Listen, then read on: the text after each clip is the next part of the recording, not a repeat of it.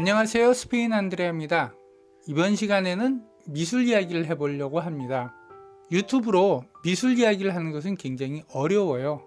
예를 들어서 쇼핑하러 백화점 갑시다 그러면은 머리 아프다 힘들다 이런 식구들도 전부 다 벌떡 일어나서 쇼핑? 좋지! 그러고 막 나가는데, 미술관 갑시다 그러면은 멀쩡하던 사람들도 표정이 갑자기 어두워지면서 나 머리가 아파서 말이지 막 그래요. 그런데 미술관을 왜 싫어할까? 재미가 없고 또 가서 뭔가 보면 아는 체 해야 하는데 잘 모른단 말이에요. 그 어려운 미술관 보는 것을 왜 유튜브로 시작할까? 다른 이유 있겠습니까? 그냥 내가 좋아서 하는 거지. 그러면 어디부터 시작을 할까 생각을 하다가 바르셀로나에서 가장 볼만한 카탈루냐 미술관이라고 하는 미술관에 돈을 내지 않고서도 볼 수 있는 작품을 하나 여러분들한테 소개시켜 드릴까 합니다. 제가 가장 설명하기 쉬운 작품을 선택을 했습니다.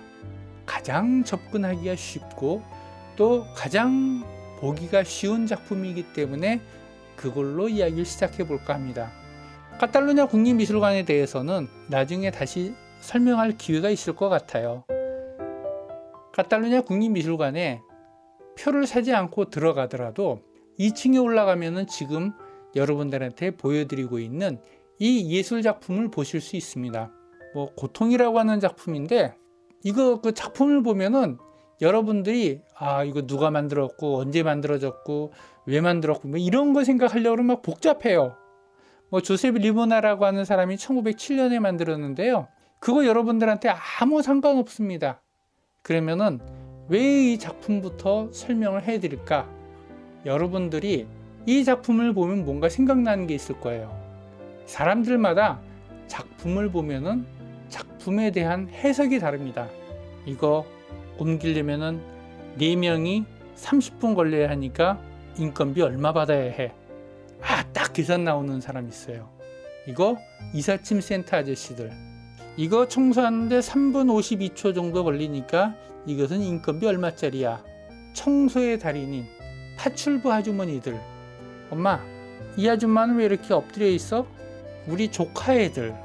사람마다 이 작품을 하나 보면은 보이는 관점이 다릅니다. 예술가들은 분명히 예술가들 나름대로의 작품을 보는 관점이 있죠. 이 크기면은 얼마짜리인데 이게 1907년이면 얼마를 받았을 거야. 예술작품은 특히 조각품 같은 경우는 크기를 가지고서 가격을 결정하더라고요. 그러니까 우리 일반인들이 보는 거하고 예술가들은 분명히 다른 관점을 보고 있습니다. 가이드가 이 작품을 보게 되면 어떤 생각을 하냐면요. 이 작품은 내가 가이드로서 설명을 하면서 어떻게 해야 혼을 담은 구라로 사람들을 모라일체의 경지로 끌어올릴까? 라고 하는 것을 궁리합니다. 제가 하고 싶었던 이야기는 사람마다 어떤 예술작품을 보면서 생각하는 게 다 다르다는 걸 이야기해요. 이걸 어떻게 봐야 한다? 이런 스탠다드한 방법은 없습니다. 내가 보고 싶은 대로 보는 거예요. 그러면은 우리는 어떤 걸 봐야 할까? 제가 왜 이 작품을 보여드리고 있을까? 이런 것을 설명을 해보자면은 기본적으로 이분이 옷을 벗고 있다는 거예요. 왜 옷을 벗고 있느냐? 지금 여러 번에 걸쳐서 이 작품을 한 번, 두 번 돌려서 보여드리고 있는데 이 작품을 보면은 옷을 벗고 있기 때문에 살이나 근육, 움직이는 관절 이런 부분이 표현이 되게 잘 돼 있어요. 여러분들이 우리 조카의 그림 그리는 걸 보면요. 팔다리 찍찍찍 그어서 그리잖아요. 그것은 관절이 없어요. 관절도 없고 근육도 나타나지 않고 그렇습니다. 근데 그 그림이 이 작품보다 더 뛰어나냐 못하냐 이것은 제가 이야기하고 싶었던 그 핵심은 아닙니다. 사람이 똑바로 서 있을 때는 근육의 움직임이라든지 이런 부분이 전혀 나타나지가 않아요. 그러면 어디론가 구부리고 있을 때 근육이 튀어나오기도 하고 움직여지기도 합니다. 그러면은 어떻게 어느 정도로 구부려야 근육이 가장 잘 보이나 라고 생각을 해보면은 지금 이 여자가 엎드려 있는 것처럼 엎드리면은 근육, 살 이런 것들에 대한 표현이 아주 잘 나타난다는 것을 보실 수 있어요. 자, 생각을 해봐요. 여러분들 중에서 모델 일 하시는 분 같은 경우는 이 자세로 앉아 있으려면 얼마나 힘들까 생각을 하실 거예요. 맞습니다. 이 자세로 엎드려 있으려면 되게 힘들 거예요. 그런데 엎드려 있으면은 팔을 이렇게 두 손을 맞잡고 있잖아요.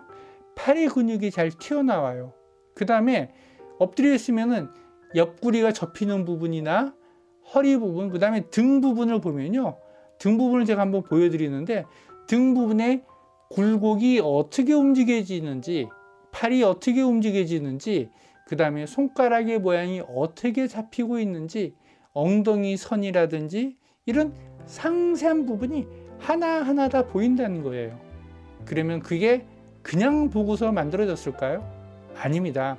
모델 보고 옷 벗고서 엎드리라고 해서 그 다음에 스케치를 하고 이런 작품을 만든다고 해서 쉽게 만들어지는 게 아니에요. 이 작품을 만들기 위해서는 인체 해부를 통해서 근육이 이 안에서, 피부 안에서 어떻게 근육이 형성이 되고 그 근육이 이 자세를 취하면 어떻게 모양이 된다는 것을 공부를 한 다음 스케치를 하고 이 작품을 만드는 거예요. 그래서 이 작품을 보면 아주 간단합니다. 이 사람은 해부학을 잘 공부를 했다. 그래서 이 해부학 공부한 거 잘 표현하기 위해서 이 여자를 극도로 몸을 비틀어서 엎드려 있게 하고 만든 작품이다. 이렇게 생각하고 보시면은 여러분들이 이 작품을 여러 번 반복해서 본다고 하더라도 이렇게 되는구나 라고 생각하실 수 있어요. 이 작품은 분명히 실질적 비율에 의해서 만든 겁니다. 실제로 보면은 팔의 길이, 손가락 길이, 허리 굵기, 허리 길이 이런 것을 일일이 다 재보고 그대로 만든 거예요. 왜냐하면은 그것을 그대로 복원한다는 건 굉장히 어려운 일이고요. 지금 여기 엎드려 있는 여자가 보통 한 여자를 가지고 이야기하겠지만은 사람이 다 똑같은 신체를 갖고 있지 않기 때문에 어떤 사람은 팔이 긴 사람, 어떤 사람은 다리가 긴 사람, 심지어는 손가락이나 발가락이 하나가 더 있는 사람들도 있고요. 이런 상태에서 모델들 중에서 굉장히 스탠다드한 모델을 가지고서 비율을 맞춰서 만들었다는 겁니다. 비율이나 재질에 대한 이야기는 나중에 해드리겠습니다. 오늘 이야기는 이 작품이 실질적인 해부학적 기초를 가지고서 인체의 몸을 그대로 만들었다고 하는 부분을 가지고 설명을 드리고요. 다음번에는 다른 예술품을 가지고 설명을 드릴게요.